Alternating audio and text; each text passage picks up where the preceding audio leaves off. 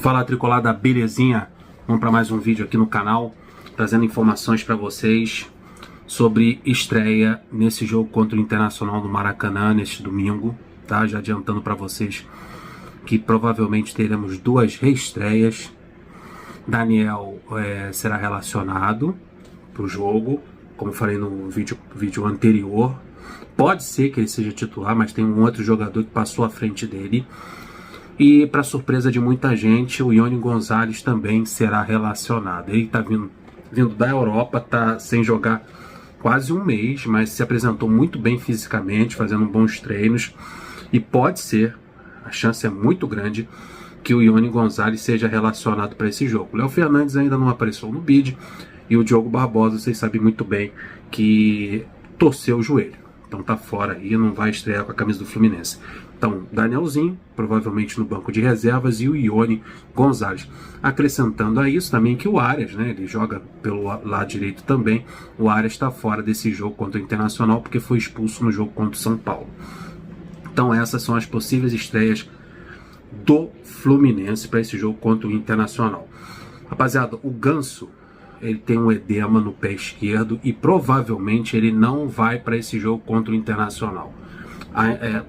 Ontem ele era dúvida, hoje está quase uma certeza de que ele não será relacionado para o jogo. Porque durante a semana o Ganso não treinou. Ele não foi a campo, bateu bola com os jogadores, então ele está sendo muito preservado, já foi poupado em outros jogos. Então o meio de campo do Fluminense deve ser formado novamente com o Lima na armação do jogo, o Daniel ficando no banco, o Lima na armação do jogo, com André e Martinelli. E o trio de ataque, quem ganha a posição ali pelo lado direito é o Lelê. O Keno mantido pelo lado esquerdo e o Lelê pelo lado direito. E o Cano, claro, como referência.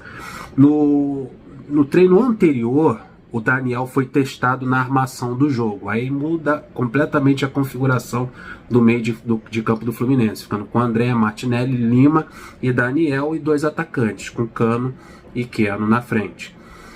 Com o Lelê treinando, né, nesse sábado, o Lelê treinou praticamente como um ponta pelo lado direito e o Keno pelo lado esquerdo.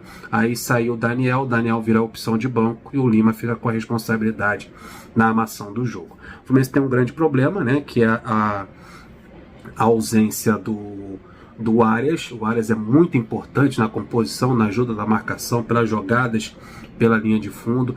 Num ponto é positivo, né, porque o Arias veio numa batida aí desgastante, seleção colombiana, Fluminense. Ele é um jogador que se entrega muito durante o jogo, então aí pelo menos vai ter um descanso aí forçado devido a esse cartão vermelho que recebeu. E a gente ficar atento aí ao Ganso, né, muito desfalque, muito tempo a diretoria, a comissão técnica optou pela não cirurgia, mas infelizmente a gente não está contando com o jogador. Graças a Deus que chegou o Daniel e chegou o Léo Fernandes, que fazem essa função no meio de campo. A minha expectativa maior é a utilização do Léo Fernandes já para o próximo domingo no Fla-Flu. Caso o Ganso ainda esteja sendo poupado, o Léo Fernandes deve fazer a sua estreia no meio de campo. Outro assunto, o esquerdinha está com a seleção, o Jefté foi emprestado para um time do Chipre, o Apoel do Chipre, está com o Jefté agora. O Marcos Pedro saiu do Volta Redonda, foi para o Londrina. Então o Diogo Barbosa se machucou. Temos apenas o Marcelo na lateral esquerda, que é um veterano. O Guga pode fazer muito bem essa função na lateral esquerda, improvisado, né? Várias vezes ele foi improvisado ali na lateral esquerda, mas isso não é o adequado. Daí nessa de emprestar o Jefté, de emprestar o Marcos Pedro, o Fluminense está recorrendo agora ao Sub-15, que treinou com os profissionais o garoto de nome Rafael Monteiro. Eu não conheço, rapaziada, ele é do Sub-15 do Fluminense. O lateral esquerdo, Rafael Monteiro, será relacionado para o jogo entre Fluminense e Internacional. Treinou com os profissionais. Ele já atuou como meio-campista e ponta esquerda. Tem passagem pela seleção Sub-15, seleção brasileira Sub-15, e treinou com os profissionais esta semana. Então é bem provável que tenhamos uma surpresa no banco de reservas. O lateral esquerdo do Sub-15, Rafael Monteiro. O esquerdinha, quando tiver à disposição, certamente ele será utilizado ali no banco de reserva como uma opção. O Fluminense está em busca de zagueiros, né? O Fluminense tentou o Antônio Carlos, mas o time Orlando City não liberou. Está tentando renovar o contrato dele até o final do próximo ano. Ele quer voltar para o Brasil, mas é uma transação muito difícil.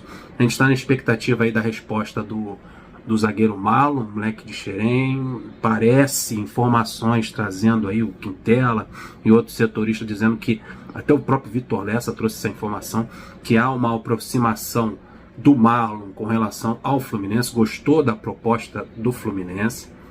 Ele que pode ser liberado, né, porque há um conflito na Ucrânia, ele que joga no Shakhtar Donetsk, então ele é autorizado pela FIFA a ir para outro clube sem custo, para se manter em atividade, não ficar parado, poder continuar jogando. Ele já recusou, o Marlon já recusou uma proposta do Corinthians, o Internacional saiu da jogada por causa do seu alto salários, e o Fluminense fez uma proposta para o Marlon que agradou o staff do jogador, e também trabalhar com o Fernando Diniz, né? Nisso é bom. Você saber que o seu treinador é um técnico da seleção brasileira. E o Marlon tem a perspectiva, ele tem 20, se eu não me engano, tem 27 anos de idade, ele tem a perspectiva de no futuro vestir a camisa da seleção brasileira. E estar trabalhando com o Fernando Diniz é uma outra porta que abre para ele. E valoriza, né? O Fluminense é uma vitrine espetacular aqui no Brasil. O Fluminense vende muitos jogadores para a Europa. Ele vai se manter em atividade no Fluminense e ser valorizado, quem sabe até com uma convocação para a seleção brasileira. O Nino será beneficiado com isso também. Fazer uma dupla de zaga com o Nino será espetacular para o Marlon. E a gente está na expectativa aí da aceitação da batida do martelo nessa questão. Mas enquanto isso, o Fluminense está no mercado procurando zagueiros. Né? Porque não é só um, o Fluminense precisa de 2 zagueiros. E o zagueiro que foi especulado, o especulado da vez, é o Pablo do Flamengo. É o zagueiro Pablo do Flamengo, esse mesmo, esse bonde aí. O Fluminense fez uma sondagem com relação a ele. Não só o Fluminense, o Corinthians, o Fortaleza, o Santos, todos esses clubes fizeram sondagem pelo zagueiro Pablo do Flamengo, mas ele manifestou, graças a Deus, ele manifestou o desejo de seguir no Flamengo. Ele que é reserva do Flamengo já há um bom tempo, não atua como titular por questões técnicas, né? Táticas não, técnicas mesmo, né? A opção, há zagueiros melhores no Flamengo e o Pablo é reserva. Mesmo assim, ele não abriu negociação com o Fluminense, nem com o Corinthians, Fortaleza e Santos. Eu acho uma boa ficar lá pelo Flamengo mesmo, porque eu acho que ele é um zagueiro de nível técnico muito abaixo, tanto que não consegue ser titular no Flamengo. E o Fluminense continua a sua busca aí, só que buscar o Pablo, tentar a contratação do Pablo, esse zagueiro do Flamengo, eu acho que é um caminho errado que o Fluminense flertou ali, tentou fazer alguma negociação. Espero zagueiros melhores na próxima vez, especulações mais interessantes do que o zagueiro Pablo do Flamengo, pelo amor de Deus, né? Não tem condições. Vou ficando por aqui, pedindo aquele like esperto, a sua inscrição e o seu compartilhamento. Até o próximo vídeo. Fui!